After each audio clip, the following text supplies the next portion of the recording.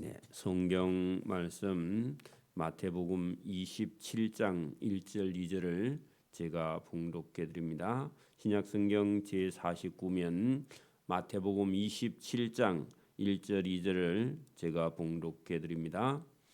새벽에 모든 대제사장과 백성의 장로들이 예수를 죽이려고 함께 의논하고 결박하여 끌고 가서 총독 빌라도에게 넘겨주니라. 아멘.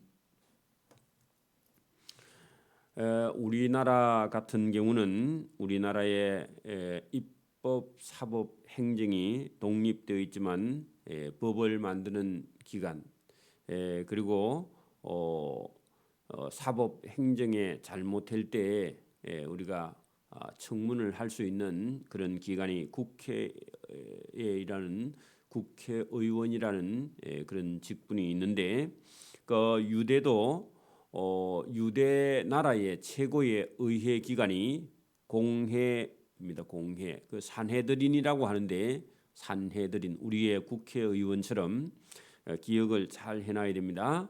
자, 새벽에 모든 대제사장과 백성의 장로들이 할 때 산헤드린 공회입니다. 우리 같으면 국회인데 자, 그 유대인들의 산헤드린 공회는 밤에는 일체 무슨 결정을 하지 않습니다. 그래서 예수님을 잡아서 새벽에 예수님을 죽이기로 결정했는데 다시 한번 날이 새고 새벽에 다시 모였는데 자, 그것은 밤중에 밤에는 결정하지 않기 때문에 다시 한번 더 모여서 새벽에 모든 대제사장과 백성의 장로들이 예수를 죽이려고 함께 다시 한번 의논하고. 근데 여러분 그 대제사장 같으면 지금 같으면 목사님들의 총회입니다. 총회. 근데 양심이 아예 없죠. 예수님이 여러분 무슨 죄를 범한 일이 없고 3년 동안이나 예수님께서 많은 사람의 병과 또 그들에게 천국의 복음과 또 뭐 그 500여의 기적과 죽은 자를 살리시는 그런 능력과 이런 것을 보여줬는데 그 대제사장들 마음에는 자기들이 섬기는 그때 당시의 대제사장들이 자기들이 알고 있는 유대교하고 예수님의 말씀하고 이렇게 다르다 그렇게 해서 자기들이 종교 지도자인데 예수님이 많은 백성들을 선동한다 이렇게 생각해서 예수님을 죽이기로 했다 그런 얘기입니다. 백성의 장로들도 양심이 아예 없습니다. 권력이라는 것에 눈이 멀었다 그런 얘기입니다. 그래서 백성의 장로들이 예수를 죽이려고 함께 의논하고 예수님을 결박했다 꽁꽁 묶어서 끌고 가서 총독이라는 것은요 우리가 여러분 조선 총독부가 서울에 있었죠. 일본 사람들이 우리나라를 지배하기 위해서 총독을 세웠습니다. 그 총독을 세울 때 우리 같으면 그 여러분 서울에 예를 들어서 뭐 그 중앙청 이런 것처럼 우리나라 정부 우리나라 전국을 다 통치하는 조선 총독부가 있었는데 그런 것처럼 로마가 이스라엘을 지배하고 있으면서 그 이스라엘을 지배하는 그런 최고의 기관이죠.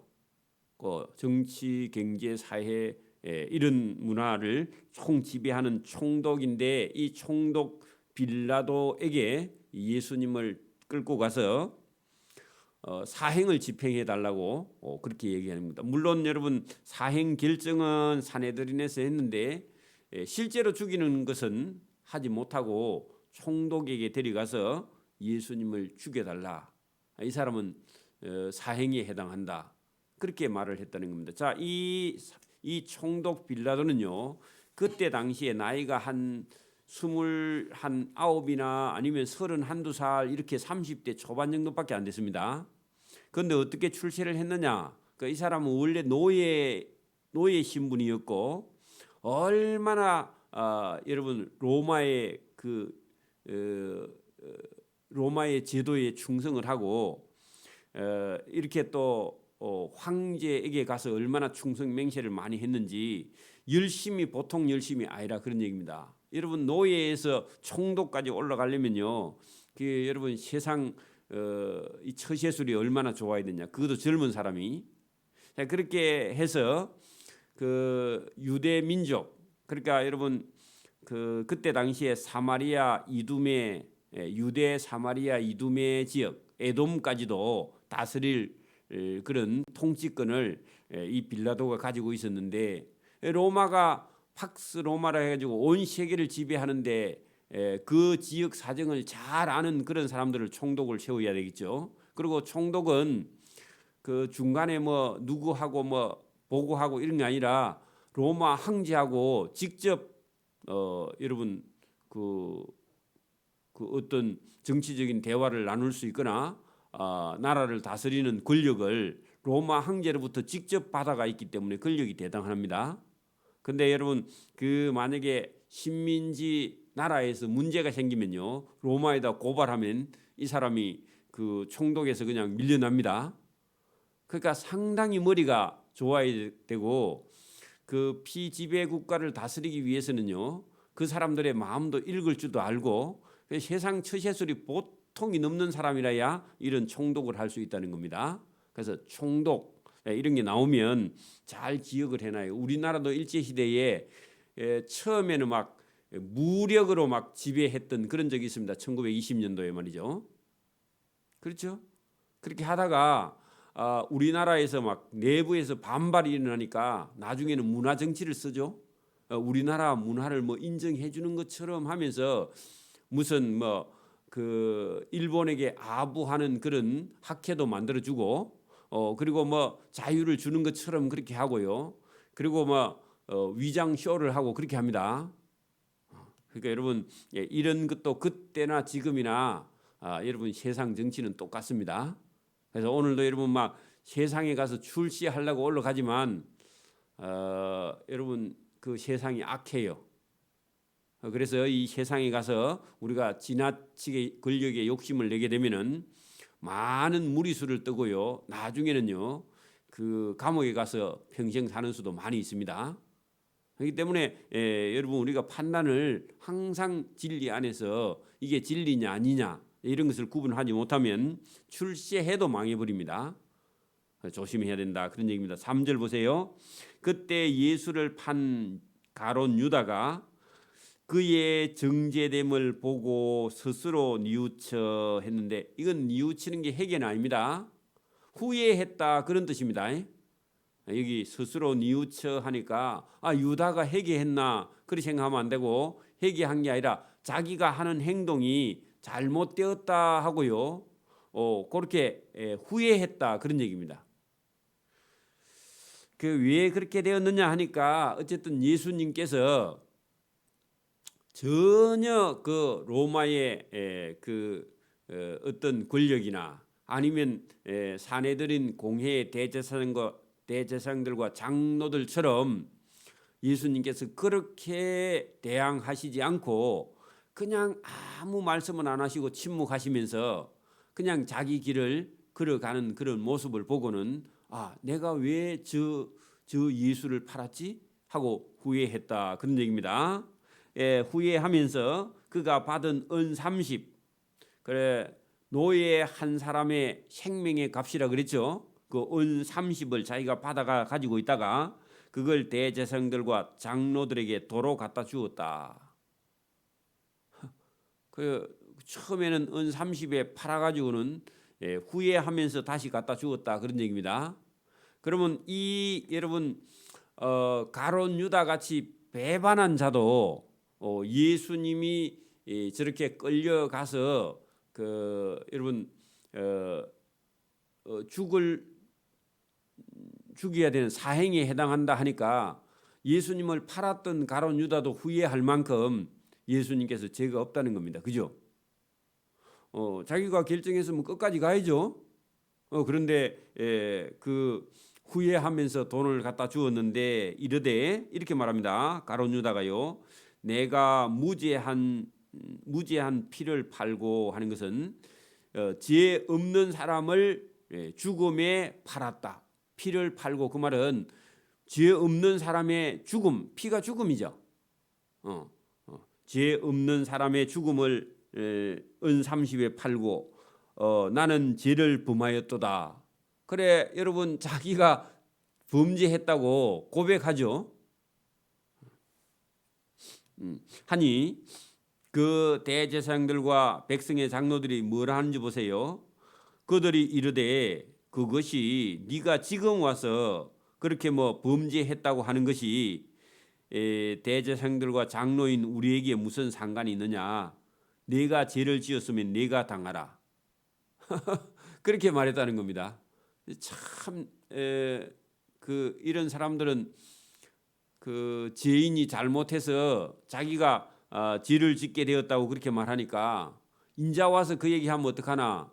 네가 그렇게 말했으니까 네가 죄를 지었으면 네가 당하라고 그렇게 무책임하게 그 사람들이 여러분 대제사장들과 백성의 장로들이 다 여러분 하나님을 숨기는 그런 사람들입니다. 지금 같으면 목사 장로예요. 그렇죠? 자, 그런데 가룟 유다가 그렇게 말하니까 네가 거짓말해서 네가 범죄했으면 네가 당해. 그렇게 인정 없이 말했다. 그런 말입니다. 그 유다가 오늘 성소에 있는 그 어떤 통에다가 던져 넣고 물러가서 스스로 목매어 죽은지라. 그래서 내가 왜 저 내 스승을 팔았지 하고 자기 마음속에 자존심이 여러분 자기를 못 견뎌하게 했는 모양입니다. 그래서 그 자기가 자기 스스로 목매어 죽게 되었다. 여러분 이렇게 한다고 해서 자기 죄가 없어지느냐? 없어지지 않습니다. 그렇죠? 그래서 여러분 자기가 뭐 예수님을 팔아놓고는 그 대제사장들과 장로들을 찾아가서 돈도 갖다 주었고, 그리고 자기가 나는 무지한 피를 팔고 죄를 범하였다 그래 하고요. 자기가 받은 은을 성소에 갖다 넣고 그렇게 해도 그의 죄가 여러분 사해지지 않습니다. 그리고 자기 스스로 못 견뎌하면서 목을 메어 죽게 되었다. 이 사람은 뭐 그 자기가 잘못한 걸 그래도 알죠. 근데 여러분 여기 대제사장들과 장로들은 끝까지 갑니다. 또 물론 그렇다고 가룟 유다가 뭐 구원을 받거나 그런 거 없습니다. 자, 그다음에요. 대제사장들이 그의 은을 다시 성소 그 통에서 거두어 빼내어 이르되 이것은 핏값이라. 성전 고예 하는 것은요, 그 보관하는 성전 쇠를 보관하는 그 흥금함 같은 그런 곳에서 이거 넣어두는 것이 옳지 않다 하고 그걸 끄집어내서 의논한 후에 이것으로 토기장이의 밭을 샀다 했는데, 그 토기장이의 밭 이것만 봐도요, 여러분 보세요. 그 토기는 그릇이죠. 질그릇. 여러분 스된 그릇은 질그릇이 아니죠. 질그릇은 흙으로 빚어서 구워야 질그릇이죠. 우리 같으면 옹기. 자, 그런 건데 토기장이의 밭은요, 토기장이가 밭을 왜 사요? 진흙을 캐내서 그릇을 만들기 위해서 밭을 하나 샀는데 흙을 다 파먹었어. 그 구덩이가 여기저기 있는 그런 진흙 구덩이가 있는 그런 밭인데 토기장이가 사가지고 진흙을 다 파먹었거나 아니면 샀는데 산이 진흙이 안 나와. 그래 못 쓰는 땅이에요. 그래 내놨습니다. 은 30입니다 하고요. 편말을 붙여놨어. 아무도 안 사요 그거. 근데 그 토기장이의 밭을 사서 나그네의 묘지로 삼았다 하는 것은요, 그 무덤 쓰기 딱 좋다 그런 얘기입니다. 우리나라의 공동묘지요, 공동묘지는 전부 다 양지 바른 곳에 있습니다. 그리고 옛날에 그 동네에서 여러분 먹물 깨나 먹은 사람, 지식이 있는 사람이요, 자기 동네가 잘 되려면요 묘지를 여러분 명당 자리에 써야 된다 해가 공동묘지 묘지가요 제일 좋은 자리예요. 근데 지금은 혐오의 대상이죠. 그거는 팔기만 하면요 거기 제일 돈 되는 땅입니다 사실은. 그게 여러분 여기 지금 유대인들의 공동묘지는요 제일 못 쓰는 땅이에요. 토기장이가 파먹고 더 이상 진흙이 안 나오는 땅인데 그거 내놨는데 아무도 안 샀는데 여러분 가룟 유다가 예수님 판 핏값을 가지고 그 내놓은 그 토기장의 밭을 사서 나그네의 묘지면요 여러분 재산 없는 사람들 가난한 사람들 이런 사람들이 죽었는데 갖다 묻을 데가 없어. 그래서 이 토기장의 밭을 사서 나그네 공동묘지 삼았다 그런 얘기입니다. 값 없다 그런 얘기입니다. 자기들 딴에는 그 예수라는 사람의 그 생명값 그걸 성전고에 넣어 놓으면 부정하다. 그래서 그거 빼가지고 나그네의 묘지를 사서 없는 사람들에게 구제한다 이런 생각을 가지고 샀는데 쓸데없는 짓입니다. 묘지로 삼았으니 그러므로 오늘날까지 그 밭을 피밭이라. 누구의 피밭? 예수님의 억울한 피값을 주고 산 밭이다. 그래서 피밭이다. 그 옛날에 이런 동네 이름이 그냥 생긴 게 아니에요. 여러분 유명한 우리나라의 유학자 중에 최치우인이라는 사람이 있죠. 온 우리나라 전국 방방곡곡을 돌아다니면서 그 산이나 강이나 이런 걸요 다 보고 서울을 중심으로 해가지고 이 지명을 고치고 새로 짓고 동네 이름도 마찬가지입니다. 그 사람 머리가 뛰어난 사람이 이름을 짓는다는 건 쉽지 않거든요. 여러분 고흥에 있는 우주 항공 무슨 기지 발사대가 있는데 거기도요. 그것도 보나마나 아마 최치원이가 지었든지 아니면 유명한 어떤 학자가 지었을 건데 그 벌써 몇백 년 전에요. 그 고흥에 있는 나르도 할 때요. 날라 올라간다 그런 뜻입니다. 근데 지금 진짜 우주 발사대가 거기 있죠. 그냥 생긴 게 아니라니까 그게. 그 부산도요. 가마 부자를 씁니다. 부산의 앞에 부자가. 그 무슨 뜻이냐? 그 부산에요. 가마솥을 걸어놓은 그런 곳이다 할 때 가마솥 밑에 뭐가 끓죠? 뭐가 있죠? 불을 떼죠. 그게 부산에 가면요. 동네 온천이 유명한데 그 부산 밑에는요. 가마솥 행상인데 밑에 불이 있는 거예요. 불이 뭐냐 하니까 여러분 온천 그 밑에는 마그마가 끓고 있다는 겁니다. 부곡도 마찬가지입니다. 창녕 부곡도 그 부자는요. 가마부자예요.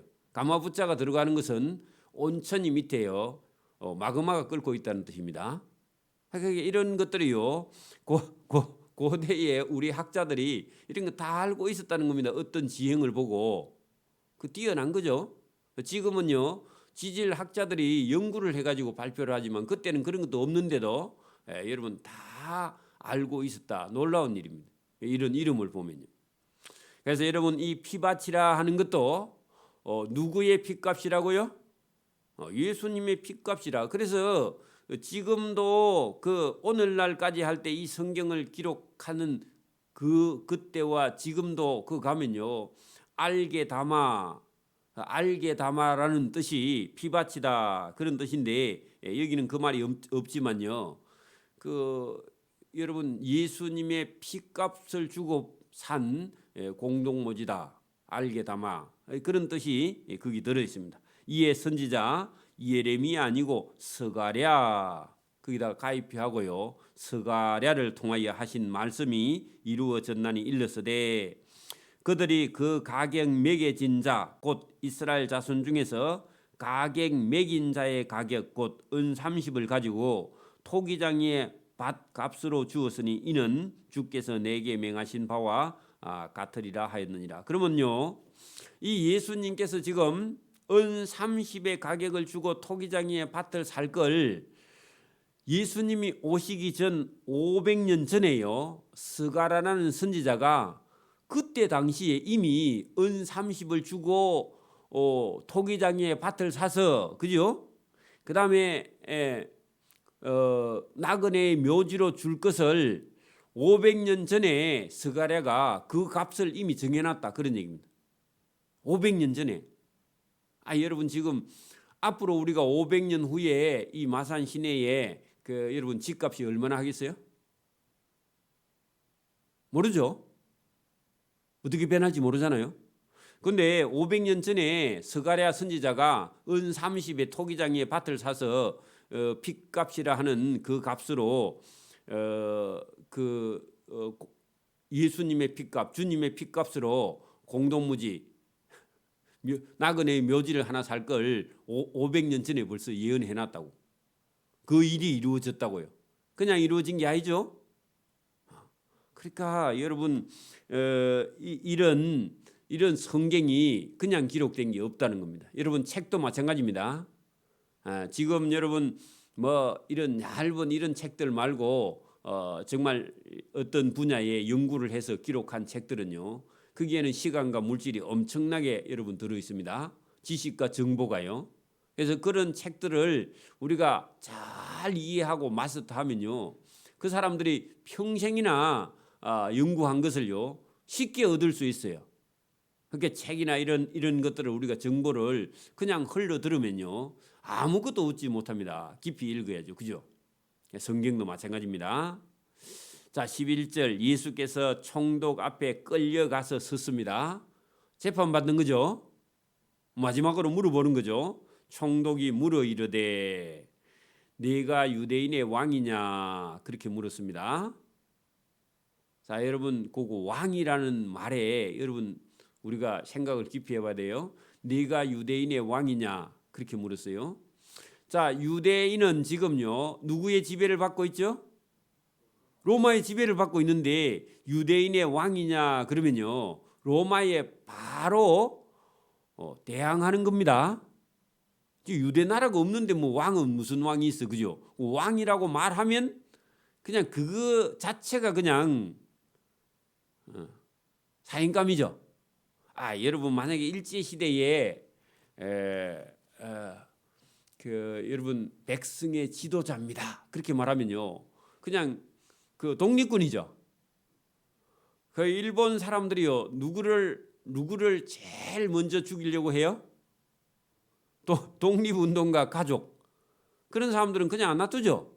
그런 것처럼 바로 총독이요 이 한 30살 초반 되는 빌라도가 예수님을 신문할 때 네가 유대인의 왕이라고 그렇게 물었다는 거죠. 근데 보니까 예수님이요 왕처럼 생겼어요, 안 생겼어요? 전혀 왕 같지 않죠. 그냥 예수님이 바짝 마르신 분이 그죠.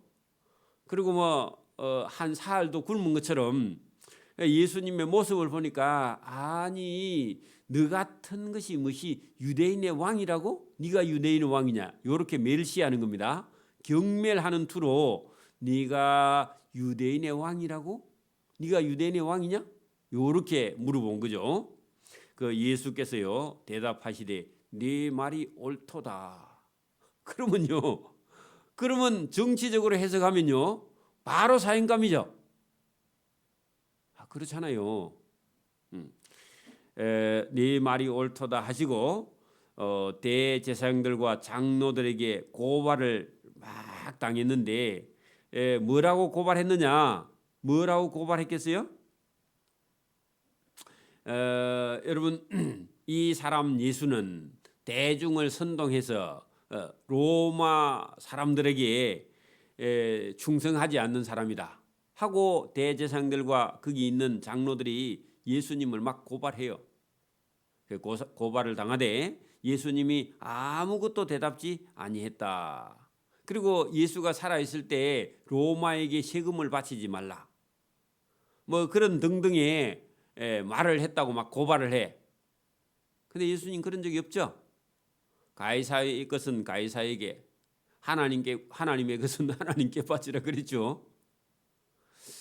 자, 그래 옆에서 막 대제사장들과 장로들이 이 사람은 로마에 충성하지도 않고 그다음에 세금도 안 바치려고 했고 막 그렇게 얘기하는데 그 말도 안 되는 소리에 예수님이 전혀 대답하지 아니하셨다. 이에 빌라도가 깝깝합니다. 뭐라고 여러분 잡혀왔으면요 살려달라, 뭐 용서를 해달라, 뭐 그렇게 말해야 되는데 그죠? 자기들 그 권력 앞에서 막 벌벌 떨고 그래야 되는데 예수님이 전혀 미동도 안 합니다.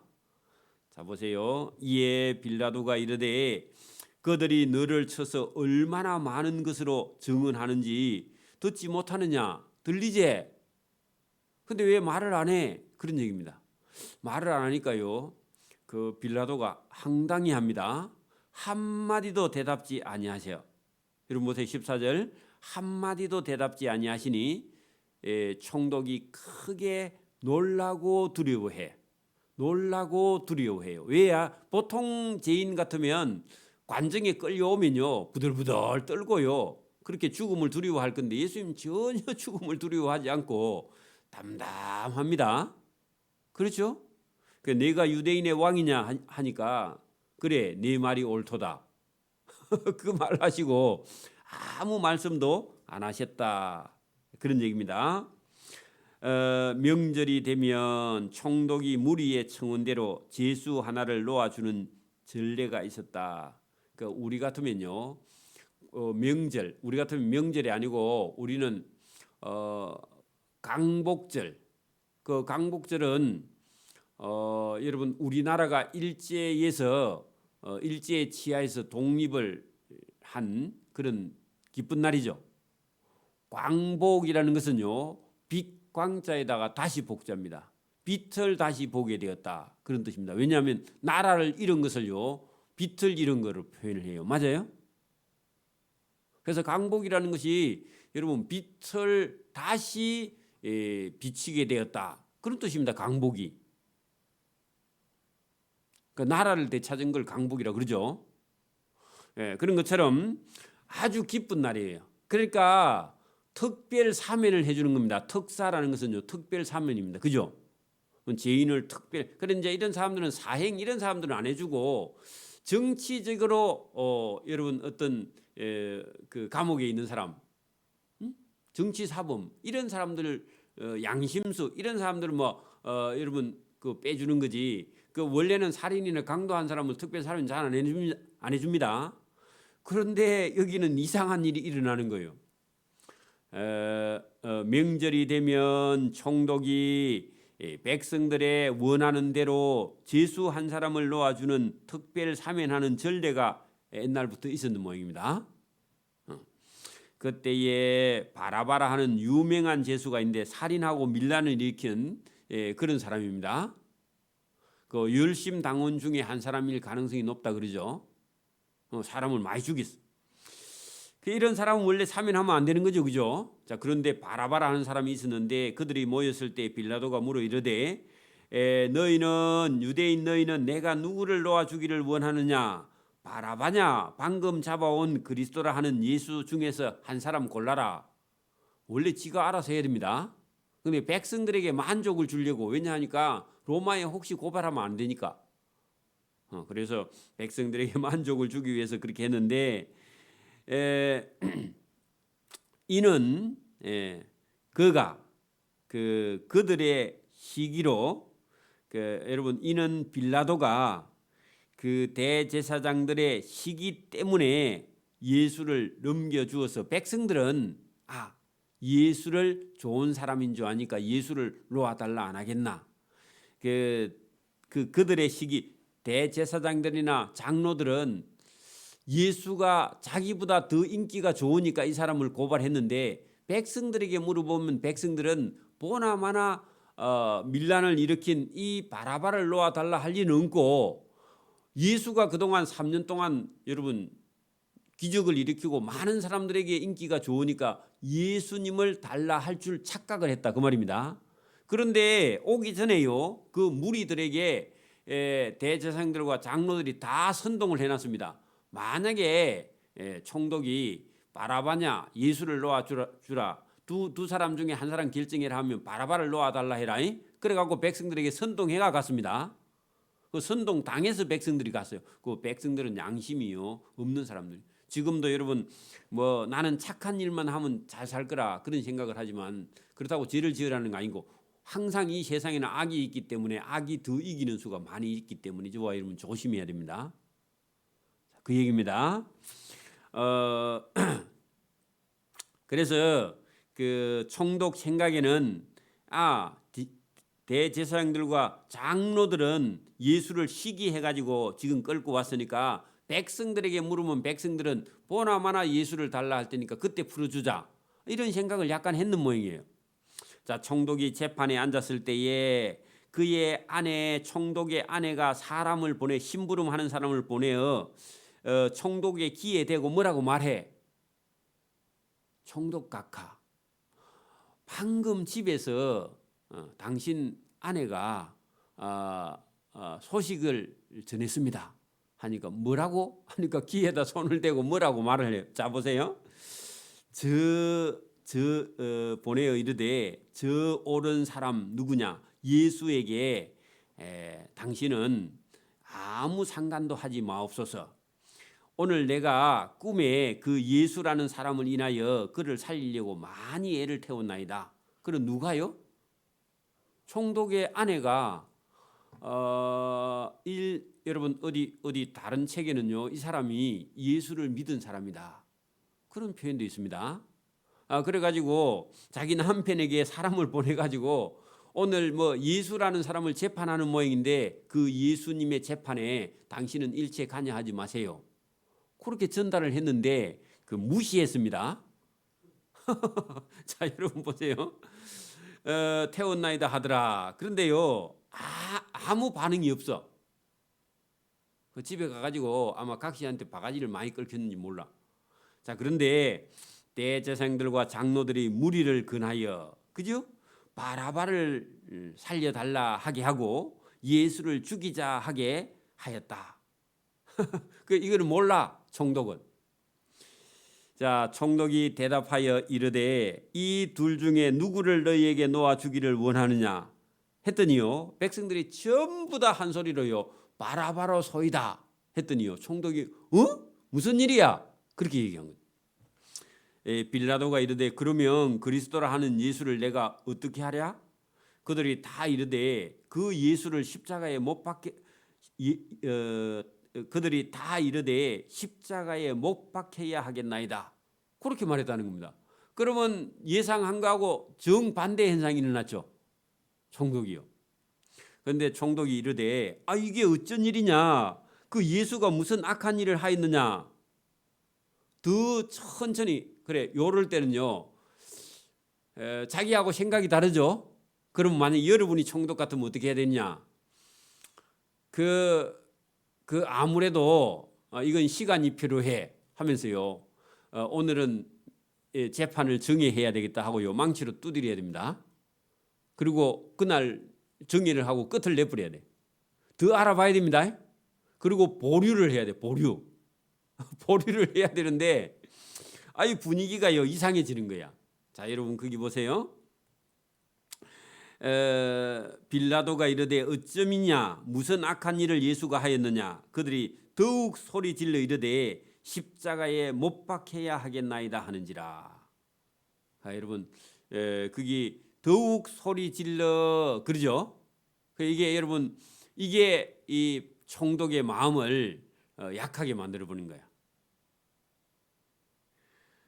그래 지금도 여러분 정치를 하는 사람들은요 어디서 데모가 났다 그러면요 제일 두려워합니다.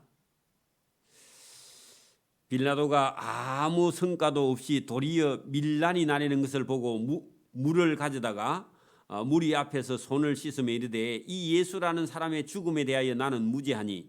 아니 자기가 죽이라 자기가 잘못 재판을 해놓고 그죠?